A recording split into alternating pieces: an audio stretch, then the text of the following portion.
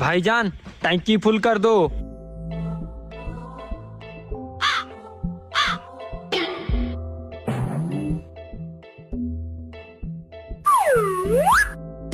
कितने पैसे हुए? 50 रुपए। 50 रुपए? ये लो।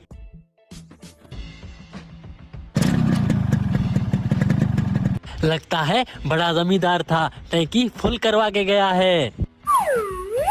2012 में पेट्रोल के हालात।